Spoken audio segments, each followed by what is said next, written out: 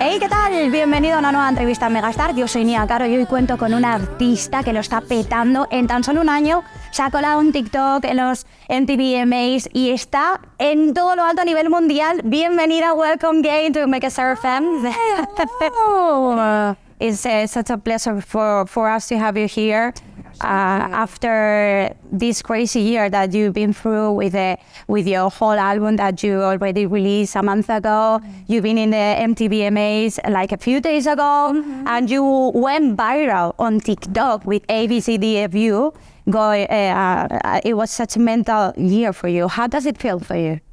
It feels unreal and I guess the craziest thing is that this all has been 1 year. You know, it's all of this chaos and excitement has been wrapped in 365 days. And I feel like I've learned years and years worth of things about what I want to do in music, and just learning things about the music industry and learning things about TikTok and like who I am as a person. And it feels really exciting, and I feel very like hopeful for the next year.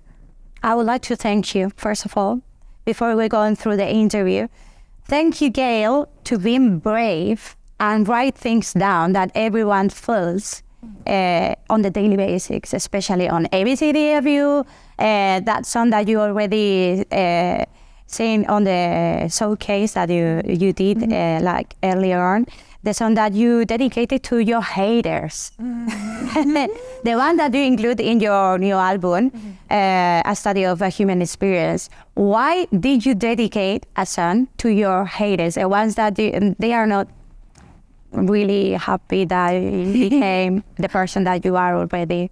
I guess when you get into music, you do have an understanding that people aren't going to like you and they aren't going to like what you do. But once you reach a specific level of success, that's when you fully understand what it feels like for people to judge you and hate you in ways. And I guess I felt like to a specific point, people were getting a bad taste in their mouth when it came to Really? Due to the success it was having. They couldn't stand it. I think that's really funny.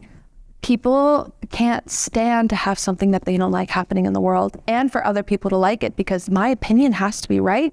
I have to be heard. And once it got to a specific point, some people thought it wasn't cool. They thought it was cool to hate the song. They're special. They're different for not liking it because people like this song. So I'm not going to like this song because it's special. And there's, I'm very comfortable in the fact that people are going to like me, people are going to like my music. Then it takes a specific person that has to go to the internet about it. And I used to really care about the way that people perceived me. And I used to have all of these boxes that I need to check for people to think I'm cool. Am I cool? Am I perceived as cool? And then I used to say this phrase a lot to kind of make fun of the way I care. And I would say, really? Cool. They make fun. They take their Mickey out of everybody makes fun of everybody. Even if it's behind your back, if it's on the internet, everybody has an opinion about something. And especially when you're on the internet, and if you have eyes looking at you, people are just going to have an opinion, and they're going to start rumors, and they're going to do things. But also there's so much positivity happening at the same time, but I just wasn't on both sides. I was experiencing a lot of positivity, and I was experiencing negativity, which was like really confusing to experience both in very intense ways at the same time, especially as a teenage girl when you're coming into yourself. And I just found that there's a specific type of person that just had to be cooler than everybody else, and they just had to have their opinion be known. They had to let people know that they hate this song. They can't like it. They'll kick somebody out of the car if they play this song, because God forbid somebody likes this song. And I used to say this phrase called indie edgy cool, because I had to check off so many boxes for people who like me. So I'm like, am I indie edgy cool? Am I indie edgy cool? And then I started calling these people indie edgy cool kids, and it was kind of a joke in my head, because I'm like, oh, little indie edgy cool kid, there's too cool for me. Like, okay, like, wow, I hope you feel special and being different. So that's why you write it down as an... Yeah, and I wanted to, some people sound insane. Like, some people are just so wrong, it makes no sense, but they think they're so right. And I kind of wanted to sarcastically take on that persona, because there's things I say in the song that make absolutely no sense, and that's how people sound to me on the internet. Sometimes when they call me a nepotism baby, I'm like, where? I would love to be a nepotism baby. Sounds like a great time, Exactly. And people fully believe that, and I can't help that. I can't help that people put on that narrative, because I know what I know, and that's really what matters the most. But sometimes you just want to scream the truth and tell people, and that doesn't help. And so sometimes you just have to make fun of the way that people make fun of you on the internet and then put it on the internet and play the same game that they're playing right back at them. My gosh. You went viral on TikTok this year with ABCDFU. How that become like viral? How this song become viral? What was like, in which point you realize that here we go? I think it was probably around December last year when I first started looking at the TikTok audio, and I noticed a jump in numbers every single day. Because if you look at an audio, most of the time, if it's not going viral, or if people don't like know the song, there's maybe, let's just say 500. I think there's like 1,000 videos under the audio, which for me was a lot. And it stayed at like that for months and months and months. And then one day it started jumping to 2,000, and then it went to 4,000, then it went to 7,000, it went to 10,000. And people started putting sign language to ABC. That was the first thing I saw. And that people started saying, this trend made me touch up on my ASL, or this trend made me realize that more people need to learn ASL, or this trend made me know that people need to get better at it. And so then people just started doing that. And then because people are hearing the song, they started to put their own spin on it. And then I saw people writing things down that made them angry and then smashing plates. I saw people secretly flipping off their family in pictures and having their mom post it on Facebook. It was amazing. And they say, all the middle fingers. And I would say probably December of last year, especially when I got confirmed that I was going to be playing on Jimmy Fallon. And that was a moment where I knew that no matter what, my life was never going to be the same. My life was always going to be after ABC, like all of this is like post ABC, and I'm trying to figure out like what this means for me in my life and my career and what I want to do with this. And it's very exciting that I get to have that opportunity. But that's what I really noticed, that people started like making the videos, and then the numbers started translating to streaming, which was mind blowing. I started out, I think the first day, I remember I saw something where ABC got 255 streams in one day, and I was like, oh my God. And then it got up to 100,000 in one day, and I was like, oh my God. And then 2 months later, it got up to 5 million streams in one day. How about the day that the first time that you listened to your song on the radio? How was that? How does it feel? Because it was your mom on the car. You were on the car. Yeah. And you were screaming something like, ah! I was so excited. I work on a radio station. I never believed that an artist would feel such a thing. And it's amazing that you show to the people that artists as well, you feel really like deeply inside this thingy whenever a song is played on a radio. All I've ever wanted, ever since I started writing songs, was to write a hit. I remember the first time I realized people wrote songs, I was listening to a song on the radio. And then I went home and went to write a song, and I was so mad it wasn't on the radio the next day.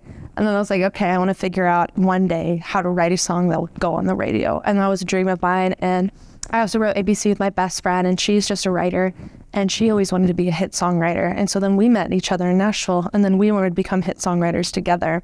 Nice. We wrote hundreds and hundreds and hundreds of songs, and we showed our songs. We played our songs in every bar we possibly could in Nashville. Anyone that would let us play, any meeting we could have, we'd play people our songs, and nobody cared for years. For years and years, somebody told my best friend to go to college because it's 100 times harder to be a woman and to be a songwriter, And if she would have gone to college, we wouldn't be where we are today. And oh my God. I think it's such a beautiful thing, that something that we worked and we wanted for so long, that it finally got to happen and we got to do it together. And because you both work hard. We were trying our best too, and my mom was there and my brother was there, and my next door neighbor was eating dinner with her family, and I made her stop eating dinner with her family. Really? And come over and sit in my mom's car just so we can maybe hear my song on the radio. And we sat there for 30 minutes and listened to commercial after commercial, song after song. And then my song came on, and so with the whole video, if you can see, I'm really nervous because there's this segment called New Music at 2:22, and so then I was also like, oh my gosh, it's past 2:22, like what am I gonna do? Like, is it gonna play? And also after this, like I remember the last song, I was like, okay, this song doesn't play, I'll say I'm sorry to my mom and everybody, and we'll get out of the car. And so then I was like, I was so nervous because I was like, what do I do if this song doesn't play? And then it played, and I screamed. You were and I was so excited. And then looking at video games, looking at your mother. Yeah. Oh my God. I was so excited. I looked at my next door neighbor. Like we're so excited. And Gayle, how about your the cover of your new album. Oh my gosh. What inspires you with all these pictures, your bags, and I guess, I don't know.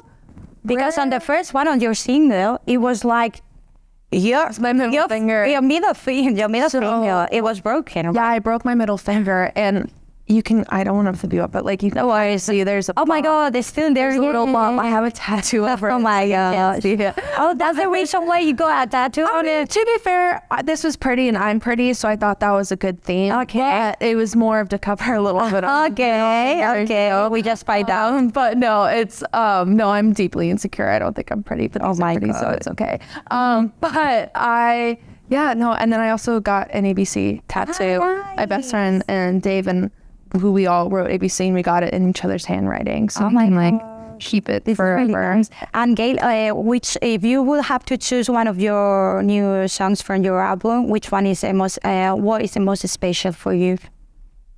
If you will go for one of them. FMK is really special to me because I've loved Black Bear for a really long time, and the fact that he was like willing to collaborate with me on a song brought me a lot of joy and happiness and excitement.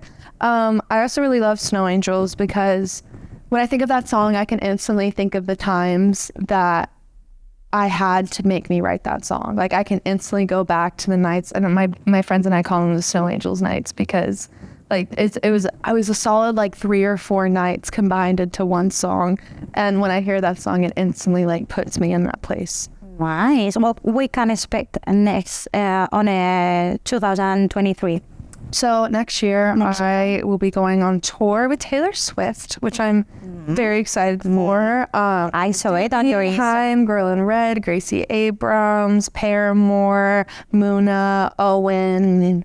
I don't think there's anybody else I'm forgetting. There have to be Phoebe Bridgers. Yeah, I think I covered everybody, and I'm so excited. My goal is also to possibly be doing some headlining shows. I want to be making an album next year. Another one this year. You already released one a month ago. My God. So I'm excited, and my goal is just to write more and hopefully write for other artists as well. Did you start to write it down any of the new? Yeah, Really? I could put out an album right now, but I want to do one or two more writing trips before I like make an album again. And yeah, I'm very excited for next year, and my goal is just to do as many things as I possibly. Are you planning to come back to Spain? Like, that's my goal. I would love to. I would love to. I have to always get in it. We are willing to. We are willing to. So before you leave, I have a quickie game. Oh yes, which is called walk out or stay. Okay. So we're gonna go through a few red flags. Okay. All right. One thing I will say is I adore red flag. And you tell me, and I will send you. I have them too. Okay. So I'm gonna give you 2 options. Okay. All right. So you're gonna have to tell me which one of those 2 is the red flag for you. Okay. So first of all, would you rather, Gayle, stay with a person who talks bad about his ex, or someone that is really noisy whenever he's chewing food? Like, I would say the chewing the food. oh really? No. I'd rather go for the chewing with the food. The talking bad about the ex is more of the red flag. Exactly. Because most likely I will become their ex. Exactly. That's what I've learned. That's what I mean. If they're mad about the ex. And if they're really shit talking them, that means they're not over them. Like if they're really like in the pain and like still angry about it, anger is an emotion, which means you can care. Like you can get to a point of indifference, and that really shows when you're actually over a relationship. You are in the game, girl. There you go. Next one. A ver, what of these 2 is a red flag? When the person you are dating doesn't like animals, or when your partner feet smell like really disgusting? Like a cheesy. Okay, here's the thing. I never even get myself close enough to somebody's feet to be able to smell. So no, really? I don't. I hate feet. I actually. Me too. Hate feet. Like I have a full hate. I appreciate feet, and I appreciate what they do for me. everything else I cannot get behind feet. Like, no. So I would honestly, the feet that smell. But what was the first one again? It was the feet that smell. Dating doesn't like animals. Oh, doesn't like animals. That's a really big red flag. If they're allergic to animals and that's why they don't like animals, that's fair. But if you don't like dogs because you just don't like babies or like no, like I don't trust that. I don't trust that. Me neither. Yeah. Next one. When that person is really lively and outgoing with girls, like, or when he doesn't like chocolate. See, I feel like there's a level. I'm very I like to think I'm more secure in relationships. So if somebody's like talking to girls and nice with them, I really don't care. Now, if they're going to the girls to try and make me jealous and trying to be like, aren't you jealous? Then I'm like, no, I don't like that. Flag. I don't like that. I would probably say, and I'll probably go for the other one. The chocolate. If you don't like chocolate, that's a red flag. It was a red flag. But if you just talk to girls nice name, that's fine. That's fine. I can take that. Next one. What's a red flag for you, Gayle? When he calls his ex-girlfriends crazy, this pisses me off so much. Or when only texts you at night. Oh, if all of his exes are crazy, like every single one of them, like not one saying ex, red flag. That is fully a red flag. But if he only texts you at night, that's also a red flag. That's a red flag. Only time for it. Maybe that's the point. That's the point. Really good at love. Exactly. I'm gonna say they'll make time. Or I don't know. I only because perhaps that person is really busy. Yeah. What if they're really busy? Within reason. It could happen to you. Think about it. I'm gonna say crazy exes. If all of them are crazy, that's a red flag. Okay. And next one, last one. When none of the exes like them or can say, I was wrong. Ooh.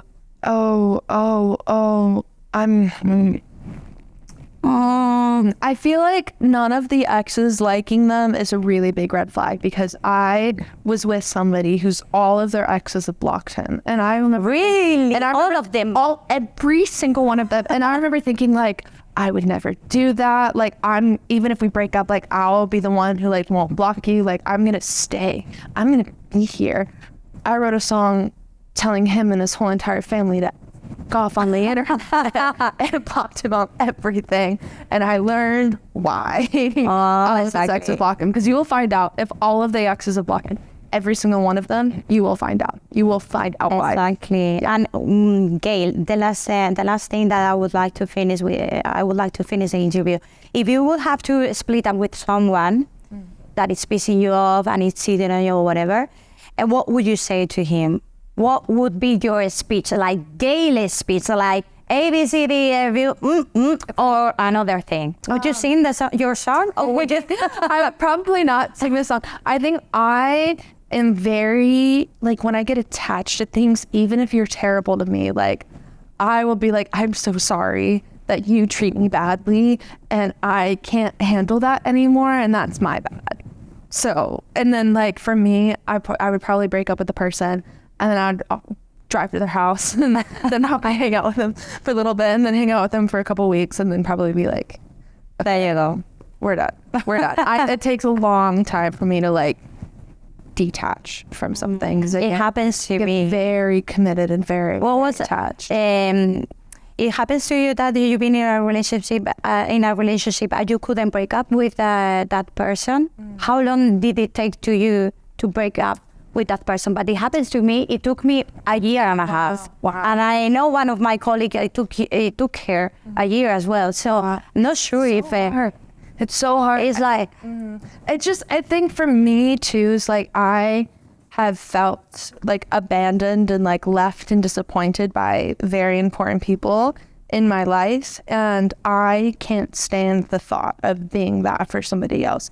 Even like just repeating somebody's actions that they did to me, doing that to somebody else, even if it's not even anywhere close to the same thing, I just can't stand being that person. And I get so committed, even to the fact, almost spiteful, because of the fact that people weren't committed to me, and I know what that's like, so I'm going to double down for you, and I'm going to commit even harder for you because people haven't done that for me. And then it's like my core value combined with my love and commitment for this person, it just like makes it so so impossible. So I'd say, gosh, it was probably when I was younger. It took me a couple months. Definitely took a couple months. And if I think I want to break up with you, I will not do it right away. You know, because I'll think that, and then you'll smile at me. I have really low standards, so you'll be like, hello, and I'll be like, he talks to me so nice. I won't break up with him, you know. It happens to every single girl and boy as well, I believe so. So Gayle, thank you so much for being at Megastar. It was such a pleasure for us to have you here.